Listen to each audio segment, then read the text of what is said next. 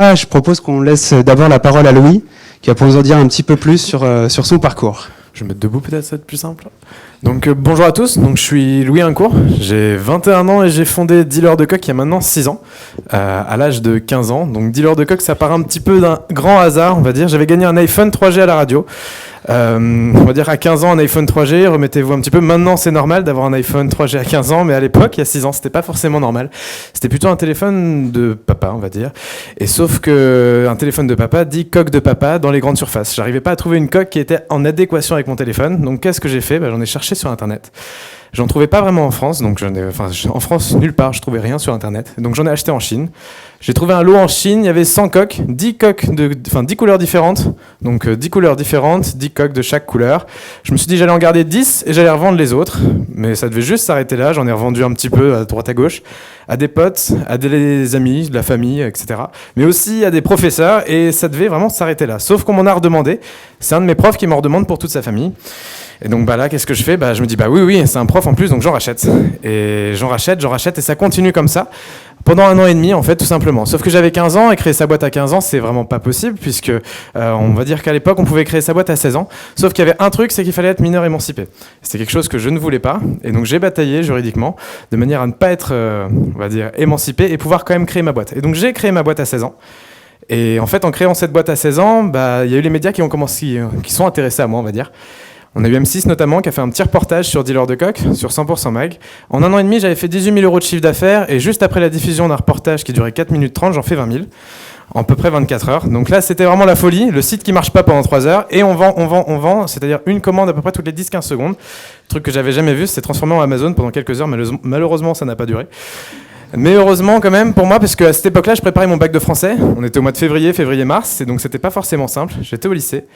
Et finalement, on a pu tout expédier en 1 mois. Bon, là, je vous dis pas tous les avis négatifs qu'il y a eu également sur le site, parce qu'il a fallu 1 mois pour expédier des commandes, donc imaginez pas tous les clients qui étaient un petit peu désabusés par rapport à ce qu'ils avaient vu à la télé. Mais en même temps, avec ces 20 000 euros, qu'est-ce qu'on a fait ? En fait, on a acheté des machines.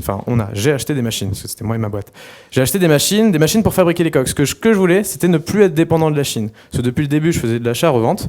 J'envoyais un petit peu mes visuels en Chine pour avoir des modèles un peu exclusifs, c'est-à-dire j'envoyais mes visuels pour qu'ils m'importent les coques directement en France et les revendre. Sauf que là, je me suis dit, je vais créer mes propres coques avec mes propres machines. Ça coûtait beaucoup plus cher, mais en même temps, ça prenait beaucoup moins de place. Parce que ce qu'il faut vous dire, c'est que je suis dans une maison de 60 mètres carrés en région parisienne. Et le problème, c'est que je suis avec mes parents, et tout ça, c'est dans ma chambre et dans le grenier qui n'a pas de lumière. Et donc, on commençait à manquer de place. Et donc là, il a fallu trouver une autre solution. Donc, c'était quand même plus rentable que de prendre des locaux. Donc, j'ai acheté mes machines et j'ai commencé à produire mes coques. Il y a eu ça a mis du temps à démarrer, parce que c'est pas simple de personnaliser sa coque sur un site internet. Il faut envoyer sa photo, etc. C'était un peu complexe. Ce que j'ai fait finalement, c'est que j'ai développé une sorte d'application sur le site de manière à ce que l'on puisse personnaliser la coque. C'était un des premiers sites, on va dire, où on pouvait personnaliser une coque de téléphone, mais c'était surtout le premier qui proposait une coque de téléphone personnalisée à 10 euros. Parce que pour revenir en arrière, parce que j'ai quand même oublié un détail, c'est que j'ai démarré la boîte avec 100 euros de capital, j'ai jamais rien réinvesti dedans. Je gagnais un salaire énorme pour un étudiant, c'était un lycéen, 200-300 euros par mois. C'est pour ça que c'est vraiment le meilleur moment pour créer sa boîte, d'être lycéen ou étudiant. Parce que vous n'imaginez pas tout ce que vous pouvez faire en étant étudiant ou lycéen avec 200-300 euros par mois, sachant que vous n'avez rien d'autre à payer. Donc c'est vraiment de l'argent de poche. C'est tout bénef. Et après, en plus, au lycée, c'était encore plus. Donc j'ai démarré avec 100 euros de capital, j'ai rien réinvesti. Et donc c'est justement tous les bénéfices qui, à chaque fois, parce que j'ai injecté énormément de bénéfices dans la société, qui ont fait vivre la société. Donc Dealer de Coq, c'était en région parisienne jusqu'en 2013. Après, je me suis exilé en Normandie, parce que là, j'ai beau avoir 21 ans, je suis toujours étudiant en école de commerce, et je suis en alternance dans ma boîte. Et donc aujourd'hui, c'est un peu spécial, hein. Non mais je vous dis, c'est un parcours un peu... Mais on peut faire plein de choses maintenant, et donc je suis en alternance dans ma propre boîte, avec des employés. Je suis le plus jeune dans la boîte, ils sont tous plus vieux que moi. Mais bon, bientôt, je serai peut-être le plus vieux, un jour, on verra bien. Mais en gros, au niveau de la société, aujourd'hui, qu'est-ce que Dealer de Coq ? Parce que Dealer de Coq, ça a bien évolué, c'est pas juste le simple site internet. Donc c'est un site internet pour les particuliers, mais aussi pour les pros. Aujourd'hui, on travaille avec des grosses structures comme Danone, McDonald's. Là, on a une commande de 180 000 coques pour Nutella à faire en 2 mois, c'est-à-dire des coques qui doivent être fabriquées en France. Comment on fait pour avoir ces gros contrats ? Je dois vous dire que je sais vraiment pas comment, puisqu'on n'a pas de commerciaux.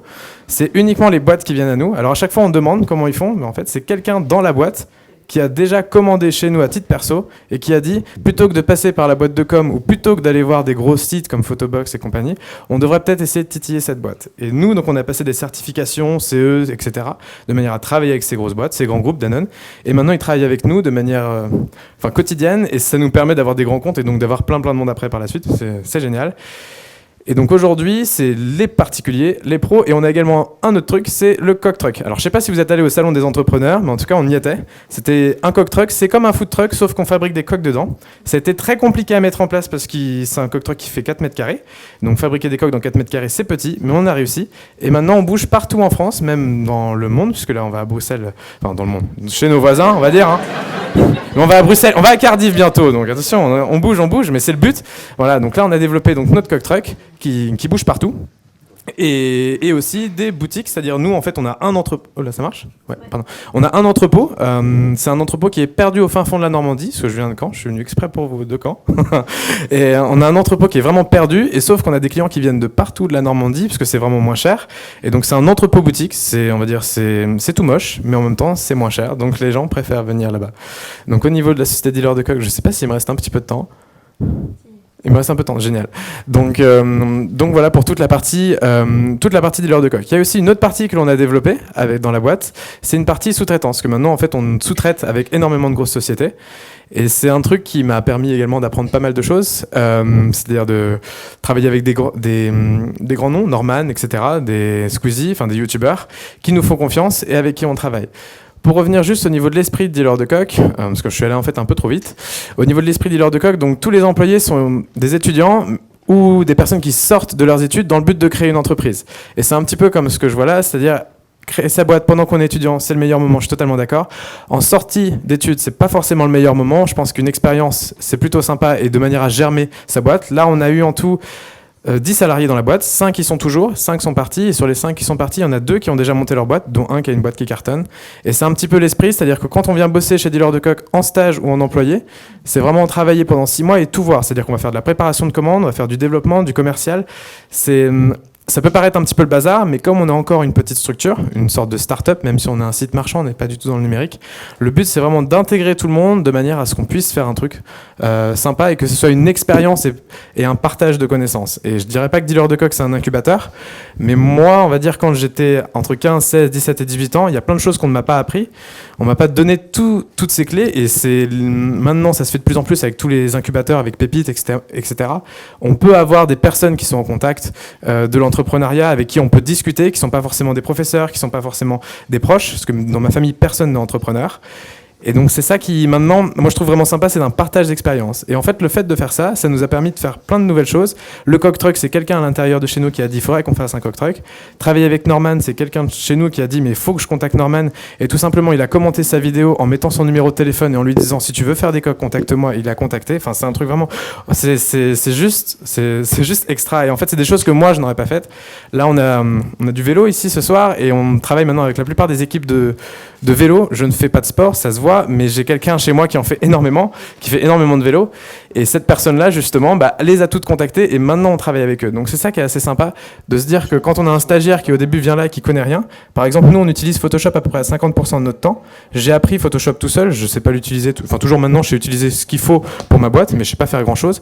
Par contre, toutes les personnes que l'on embauche, on essaie de prendre des personnes qui ne savent pas utiliser Photoshop. Parce que c'est vraiment l'objectif, c'est-à-dire que quand on vient ici, on va vous former à utiliser Photoshop. Et c'est bien plus sympa, on va dire, quand on arrive dans une boîte, d'être formé, d'apprendre des nouvelles choses, que de faire des choses qu'on connaît déjà. Du moins, c'est ce que je pense. Après, je ne sais pas comment ça se passe dans les grosses structures. Je n'ai pas employé du monde non plus depuis longtemps et j'ai que 21 ans et je n'ai jamais vraiment travaillé ailleurs, hormis un stage de 3e, on va dire, comme peut-être beaucoup d'entre vous. Un stage de 3e à faire du café et à regarder. Mais aujourd'hui, je pense en tout cas qu'au niveau de l'entrepreneuriat, créer sa boîte quand on est étudiant, c'est génial. Pourquoi ? Parce que moi, maintenant, ça paye mes études, ça paye ma vie. Je voyage énormément avec ma boîte sur des salons, sur des conférences à l'étranger. Et ce que ça donne aussi quand on crée sa boîte quand on est étudiant, on va dire c'est plein de savoir-être, plein de savoir-faire. Parce que être entrepreneur, c'est on va dire, même si ça prend du temps, même si c'est prenant, c'est quand même un savoir-être, c'est quand même apprendre à se connaître et c'est également se battre. Et moi, au niveau de ma boîte, ça m'a permis à faire pas mal de choses. Voilà. Désolé. Non, c'est super, merci Louis.